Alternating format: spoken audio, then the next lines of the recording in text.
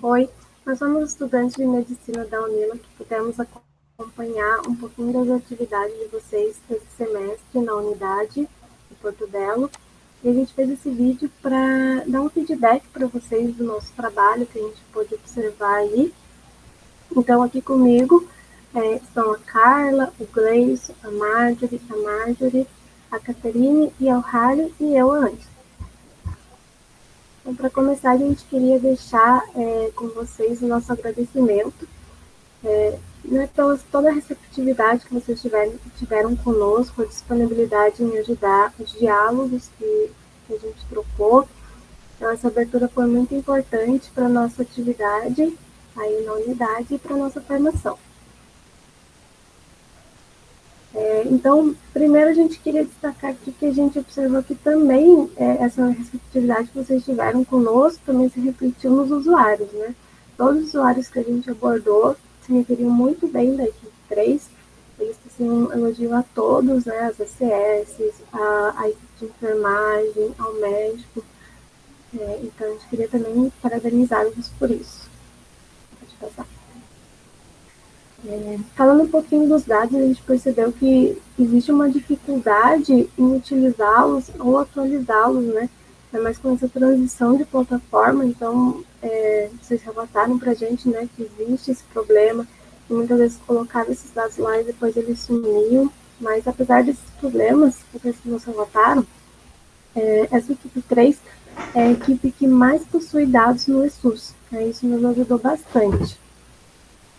E não somente esses dados que vocês atualizavam lá, que vocês tinham lá, as anotações que vocês fizeram nos cadernos pessoais de vocês e as recordações de memória que vocês puderam falar para a gente nesses diálogos trocados também foram muito importantes para a gente elaborar o diagnóstico situacional, né? Que foi o objetivo, um dos objetivos do nosso acompanhamento na unidade esse semestre.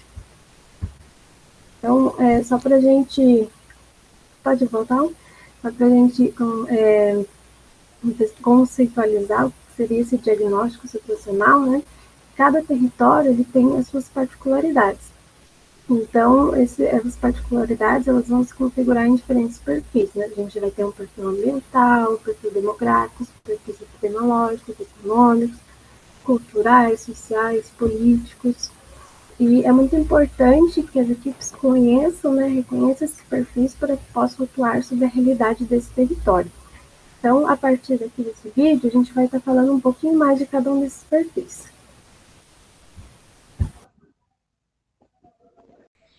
Agora vamos falar sobre alguns dados importantes do perfil territorial e ambiental. Então, a área de abrangência da equipe está dividida em 6 microáreas. O território não tem muitos declives acentuados e também não tem muitas áreas de risco ambiental. A maioria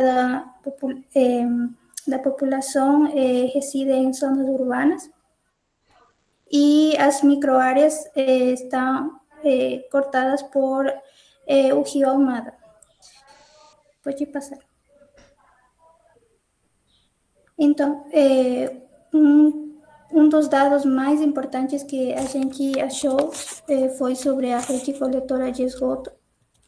E o que nós encontramos de um problema é que em Foz do Iguaçu somente o 3,8% é que tem rede coletora de esgoto. E isso é um problema porque está bem abaixo da média nacional, que é com 55%. Segundo os dados do Sistema Nacional de Informações sobre Saneamento. E isso pode representar um problema porque pode ser uma via de transmissão de doenças para a população.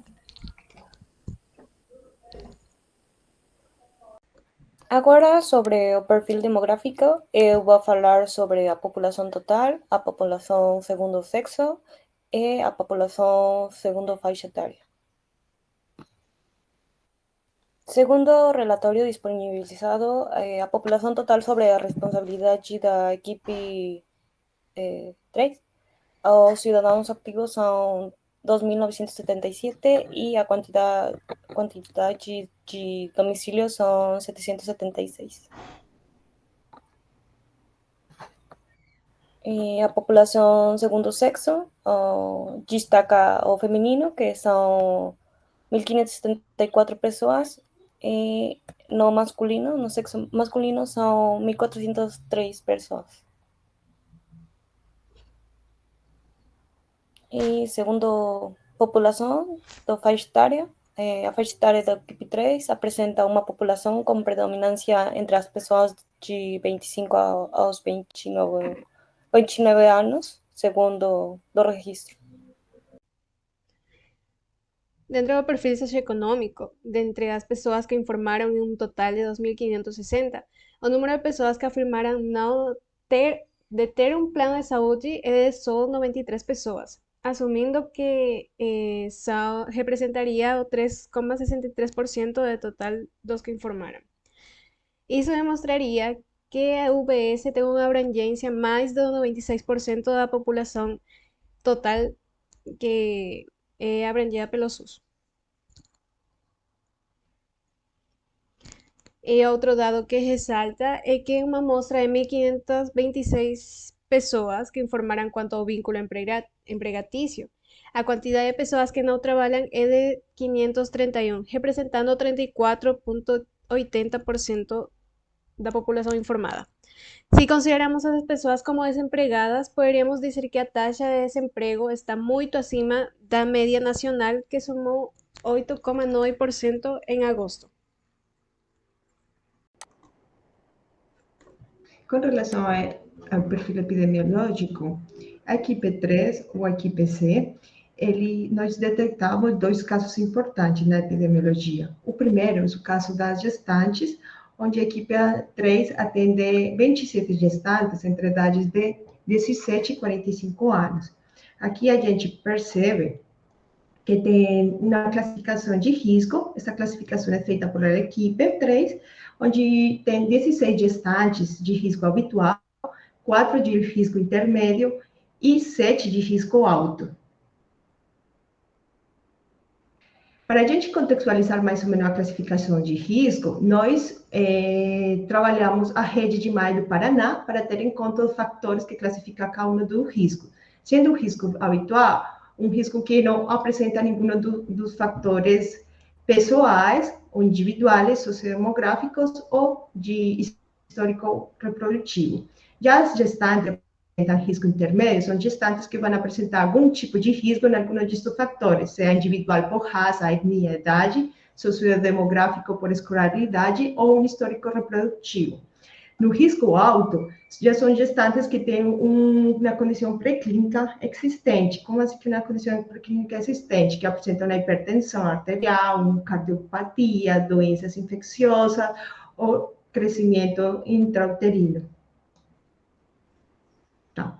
Já para fazer uma comparação, a equipe procurou um estudo feito no ano 2017 e 2018 no estado do Paraná, que foi chamado de REMAI Paranaense, Análise da Estratificação do Risco de Gestantes em 3 regiões de saúde. Essas 3 regiões, elas foram a cidade de Foz do Iguaçu, Cascavel e Londrina. Para fazer este estudo, as acadêmicas aqui escritas, elas fizeram essa classificação de risco, tendo em conta a rede MAI Paranaense, a que a gente falou anteriormente. Então, nós que fizemos? Nós fizemos um quadro comparando os resultados desse estudo com o que a gente coletou, com os dados. Aí a gente percebeu que em risco habitual, os 59,25% das gestantes estão na meia de Foz do Iguaçu, Cascavel e Londrina. Já com relação ao risco intermédio, a equipe 3 deu 14,81% de gestantes apresentarem esse risco. Com relação a Foz, está na meia, só que com relação a Cascavel, está por em cima, e com relação a Londrina, está muito por embaixo. Já o que aconteceu aqui com o risco alto? O risco alto, nessa equipe 3, a gente percebeu que é bastante alto mesmo, com relação ao estudo em Foz, que foi de 18,9, e com relação a Londrina. Já com relação a Cascavel, ele se mantinha. Outro análise que nós fizemos foi por faixa etária. Então, a gente fez essa gráfica, onde a gente percebe aqui do lado esquerdo a idade das gestantes, sabemos que são gestantes entre 17 e 45 anos.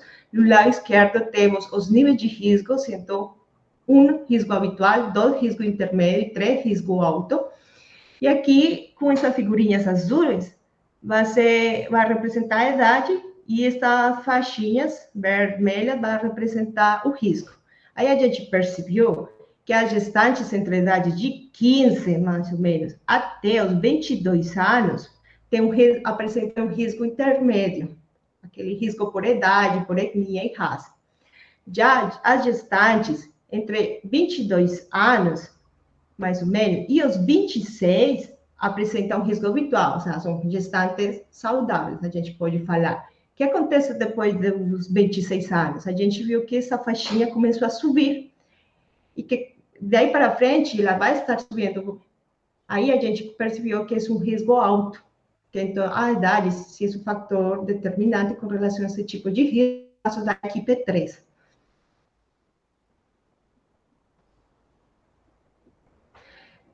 Já o outro caso que a gente percebeu no perfil epidemiológico foi a questão das fumantes, onde a equipe 3 tem uma total de 2.977 fumantes, dos quais 202 são fumantes, elas se declararam fumantes. Aí, as 3 equipes declararam um total de 357 fumantes, o que é muito preocupante, porque essas 357 do total das 3 equipes, 202 são de nossa equipe, pelo que nossa equipe vai ter o maior número de fumantes. Para fazer uma comparação, nós fizemos este gráfico para comparar os fumantes da nossa equipe com relação aos fumantes das capitais. Aí a gente percebeu-se que o 9,05% das fumantes da nossa equipe, que são 202, estão igual ou maior de 19 anos. E que essa média, com relação à capital de Curitiba, do estado do Paraná, está por embaixo, ainda assim sendo uma média alta, essa média está por embaixo com Curitiba. Mas isso também é muito preocupante, porque neste quadro vocês podem perceber que Curitiba é a terceira capital do Brasil com mais fumantes, pelo que é uma média alta e também é uma média esperada, a média de nossa equipe, com relação à média de Curitiba sendo a terceira capital com relação ao fumante. Com o perfil epidemiológico, a gente finaliza o diagnóstico situacional e vamos passar o PES, o Planejamento Estratégico Situacional, para trabalhar as ações e as estratégias para dar solução aos possíveis problemas que a gente encontrou na UBS Porto Velho.